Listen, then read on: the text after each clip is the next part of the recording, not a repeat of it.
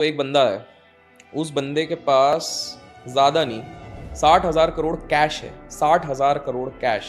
हम अभी की बात नहीं कर रहे हैं। अभी की बात नहीं कर रहे हैं, आज से 25-30 साल पहले की बात कर रहे हैं। उस 60,000 करोड़ कैश है। ये तो छोड़ो, वो जिस गोडाउन में रखता था हर साल 3,000 से 4,000 करोड़ कैश उसके चूहे कुतर के खा जाते थे। उसे फर्क नहीं पड़ता। फर्क नहीं पड़ता था। एक बार बेटी के साथ जंगल में गया, जंगल में बड़ी ठंड पड़ी, आग जलाने के लिए कोई लकड़ी नहीं मिली, तो उसने क्या किया, उसने 12 करोड़ कैश आग लगा दी।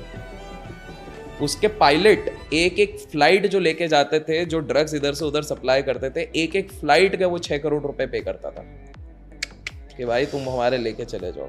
उसने बंगला बनाया था अपना वेल प्रोटेक्टेड, जो कि करीब करीब 150 करोड़ रुपए उस समय के हिसाब से सोचो, 150 करोड़ रुपए का उसने बंगला बना लिया था।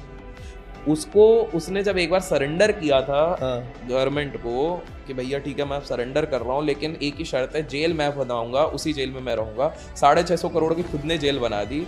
उसने जेल खुद ही बना दी।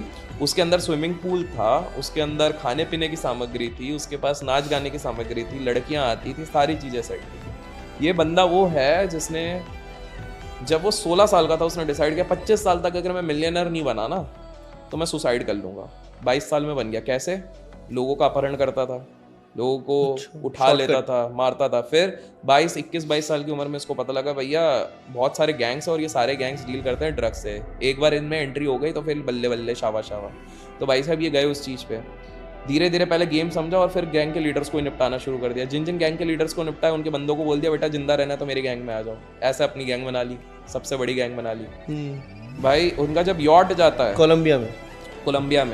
कोलंबिया को death capital of the world बना दिया। इतना मार काट धाड़, अपने तानाशाही चल रही है। वो जैसे KGF में वो देखा था, वो पूरी एक सिटी अपने हिसाब से बन रही है, वो भाई साहब ये बनाई ने लिटरली वो वाली चीज बनाई थी।